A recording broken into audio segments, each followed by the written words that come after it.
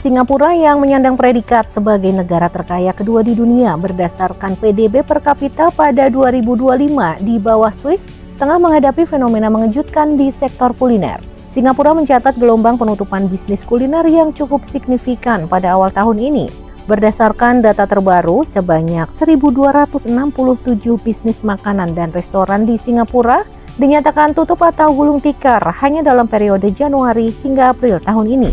Singapura selama ini dikenal sebagai salah satu negara paling maju di Asia, bahkan dunia. Negara kecil yang minim sumber daya alam itu berhasil menjelma menjadi pusat keuangan internasional, pusat perdagangan global, sekaligus salah satu negara dengan pendapatan per kapita tertinggi di dunia. Selama puluhan tahun, banyak negara menjadikan Singapura sebagai contoh keberhasilan pembangunan ekonomi modern. Namun, di balik gedung-gedung pencakar langit yang menjulang tinggi dan citra kemakmuran yang selama ini melekat, muncul berbagai tanda yang menunjukkan bahwa roda ekonomi Singapura sedang menghadapi tantangan yang tidak ringan. Salah satu tanda yang paling mencolok adalah meningkatnya jumlah bisnis yang terpaksa menghentikan operasionalnya.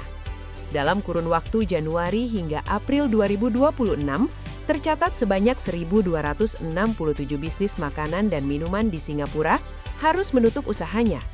Angka tersebut mengejutkan banyak pihak, karena hanya dalam 4 bulan pertama tahun berjalan, jumlah penutupan sudah mencapai hampir setengah dari total kasus penutupan bisnis kuliner sepanjang tahun sebelumnya.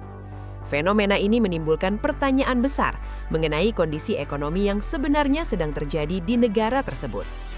Penutupan berbagai restoran dan kafe bukanlah sekedar persoalan bisnis biasa. Banyak pengamat menilai bahwa kondisi ini mencerminkan tekanan ekonomi yang lebih luas. Tingginya biaya sewa tempat usaha, meningkatnya biaya tenaga kerja, serta naiknya biaya energi membuat banyak pelaku usaha kesulitan mempertahankan operasional mereka.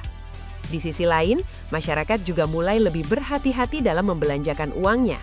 Ketika daya beli menurun dan biaya operasional meningkat secara bersamaan, maka sektor usaha menjadi pihak pertama yang merasakan dampaknya. Tidak hanya sektor kuliner yang mengalami tekanan, gelombang pemutusan hubungan kerja atau PHK juga mulai menjadi perhatian serius. Ribuan pekerja dilaporkan kehilangan pekerjaan pada kuartal pertama tahun 2026. Sektor manufaktur, jasa keuangan, layanan profesional hingga industri teknologi mengalami penyesuaian tenaga kerja yang cukup besar. Bahkan beberapa perusahaan teknologi global melakukan pengurangan karyawan sebagai bagian dari strategi efisiensi mereka. Ketika PHK meningkat, dampaknya tidak hanya dirasakan oleh para pekerja yang kehilangan pekerjaan. Efek berantai juga muncul pada perekonomian secara keseluruhan.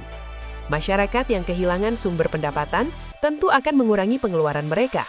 Akibatnya, konsumsi rumah tangga menurun. Jika kondisi ini berlangsung dalam jangka panjang, maka aktivitas ekonomi secara keseluruhan dapat melambat. Inilah yang mulai menjadi kekhawatiran banyak pihak terhadap masa depan ekonomi Singapura. Di tengah tantangan tersebut, persoalan lain yang tidak kalah penting adalah ketergantungan Singapura terhadap pasokan energi dari luar negeri. Sebagai negara yang memiliki wilayah sangat terbatas, Singapura tidak memiliki cadangan sumber daya energi dalam jumlah besar. Kebutuhan energi nasional sebagian besar dipenuhi melalui impor dari berbagai negara. Situasi ini membuat Singapura sangat sensitif terhadap gangguan yang terjadi pada jalur perdagangan energi internasional. Ketika ketegangan geopolitik meningkat di berbagai kawasan dunia, termasuk wilayah Timur Tengah yang menjadi salah satu pusat distribusi energi global, Singapura ikut merasakan dampaknya. Gangguan terhadap jalur distribusi energi dapat menyebabkan ketidakpastian pasokan dan peningkatan biaya energi. Bagi negara yang sangat bergantung pada impor energi, situasi seperti ini tentu menjadi tantangan yang tidak mudah. Di saat Singapura menghadapi berbagai tekanan tersebut, Indonesia justru berada pada posisi yang berbeda. Sebagai negara yang memiliki sumber daya alam melimpah, Indonesia memiliki potensi besar dalam sektor energi.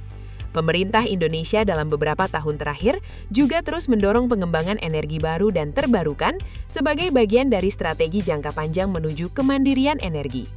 Berbagai proyek energi hijau mulai dikembangkan di sejumlah daerah, mulai dari pembangkit listrik tenaga surya, pembangkit listrik tenaga air, hingga pengembangan industri baterai untuk mendukung transisi energi masa depan. Langkah-langkah tersebut membuat posisi Indonesia semakin strategis di kawasan Asia Tenggara. Tidak mengherankan apabila Singapura menunjukkan minat yang cukup besar terhadap berbagai proyek energi yang sedang dikembangkan Indonesia. Kerjasama di bidang energi hijau menjadi salah satu agenda penting dalam hubungan kedua negara. Bagi Singapura, kerjasama tersebut bukan hanya memberikan peluang investasi, tetapi juga membantu memastikan ketersediaan pasokan energi di masa depan. Hubungan ekonomi antara Indonesia dan Singapura sebenarnya telah berlangsung sangat lama.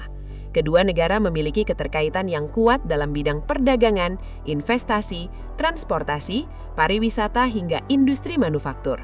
Namun dalam beberapa tahun terakhir, muncul perubahan yang cukup menarik. Indonesia mulai menunjukkan keinginan yang lebih besar untuk memperkuat kemandirian ekonominya. Salah satu kebijakan yang banyak menjadi perhatian adalah rencana pengelolaan ekspor komoditas strategis melalui sistem yang lebih terpusat. Kebijakan ini bertujuan meningkatkan efisiensi pengawasan ekspor, memperkuat penerimaan devisa, serta memastikan nilai ekonomi dari berbagai komoditas strategis dapat dinikmati secara maksimal oleh Indonesia sendiri. Selama bertahun-tahun, sebagian aktivitas perdagangan internasional Indonesia memanfaatkan berbagai fasilitas logistik dan perdagangan yang berada di luar negeri.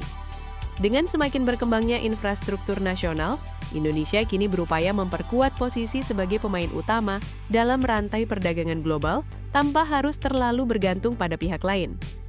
Langkah tersebut dipandang sebagai bagian dari upaya besar menuju kemandirian ekonomi nasional. Pemerintah ini memastikan bahwa hasil sumber daya alam Indonesia memberikan manfaat yang lebih besar bagi pembangunan dalam negeri.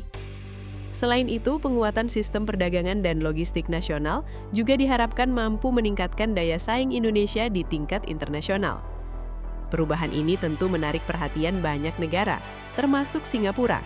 Sebagai salah satu pusat perdagangan terbesar di kawasan, setiap perubahan pola perdagangan Indonesia memiliki dampak yang cukup signifikan. Mengingat Indonesia merupakan negara dengan populasi terbesar di Asia Tenggara, sekaligus memiliki sumber daya alam yang melimpah, posisi Indonesia menjadi semakin penting dalam peta ekonomi regional.